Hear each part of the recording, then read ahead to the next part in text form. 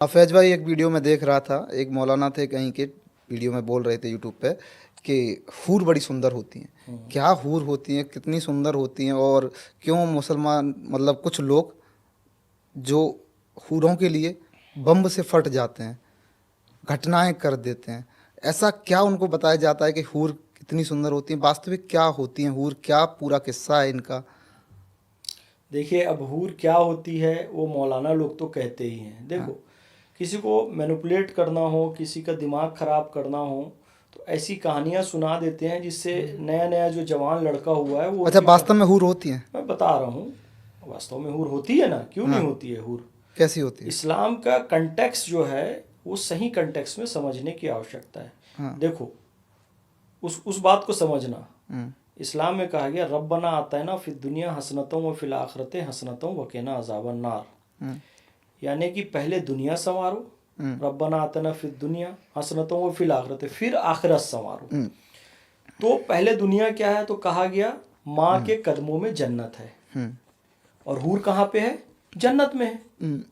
हूर जन्नत में है और जन्नत कहाँ है? माँ के कदमों में। कदमों में है। यानी कि सारी हूर कहाँ है? माँ के कदमों में है। हम्म। पहले माता की सेवा करो, ये इस्लाम भी सिखाता है। सनातन में भी कहा गया ना, या देवी सर्वभूतेषु मातृरूपेण संस्थिता नमस्तस्यै नमस्तस्यै नमस्तस्यै नमो नमः, कि भैया यहाँ पर पहले माता की सेवा करो।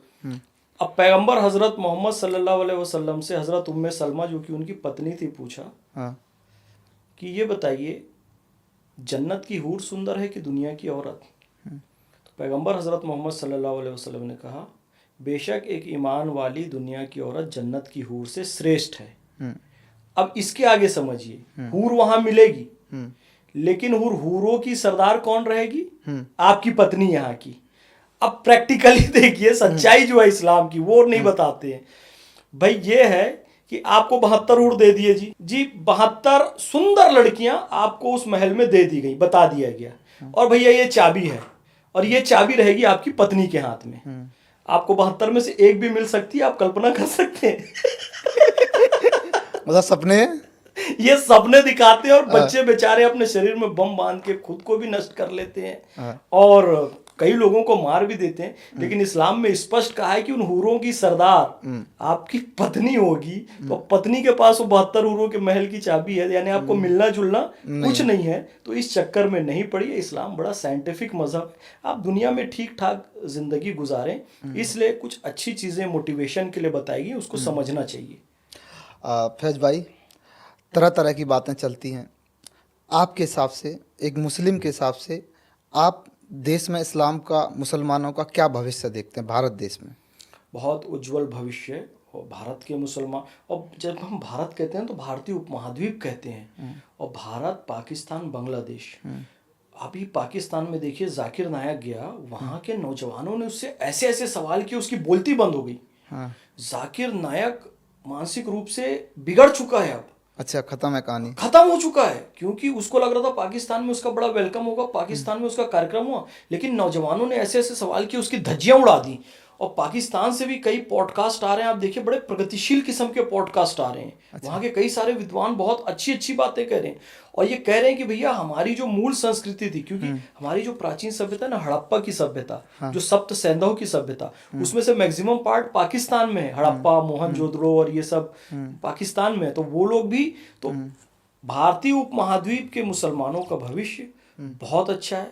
प्रज्ञा जाग रही है, ज्ञान जाग रहा है, क्योंकि पैगंबर हजरत मोहम्मद सल्लल्लाहु अलैहि वसल्लम ने जब हीरा की गुफा में ध्यान लगाया था, तो उनके पास पहला शब्द जो आया था अल्लाह की तरफ से, इकरा था। इकरा बिस्मी रब्बिकल लजी खलक। इकरा यानी कि पढ़ो, पढ़ो अल्लाह के नाम पर। मुसलमान अब कायदे से पढ़ने लगा है। तो ये मुझे अच्छी बात लग रही है कि भविष्य उज्जवल है। डॉक्टर APJ अब्दुल कलाम हमारे आदर्श हैं।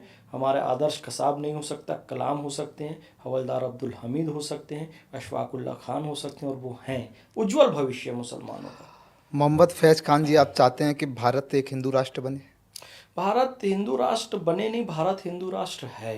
हाँ। हमारा देश जो है सहिष्णुता वाला देश नहीं है। सहिष्णुता नकारात्मक अर्थ में है, यानी कि हमें कोई चीज़ पसंद नहीं है पर हम उसे सहन कर रहे हैं। हमारा देश सहनशीलता वाला देश नहीं है, स्वीकार्यता वाला देश है। हमारे देश ने सबको स्वीकार किया, उसका कारण यह है कि ये हिंदू बहुल देश है।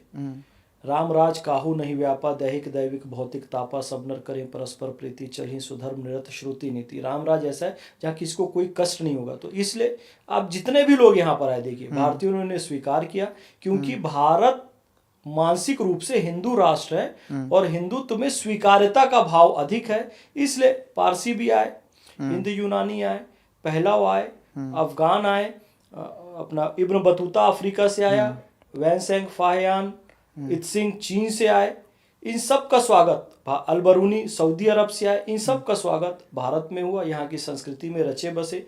यहूदियों के साथ जब पूरी दुनिया में अत्याचार हो रहा था, यहूदी आज भी कहते हैं कि हम सुरक्षित थे, तो भारत में थे। Why? Because Bharat is Hindu rashtra, already Hindu राष्ट्र है, और हिंदू ही इन सब चीजों को स्वीकार कर सकता है।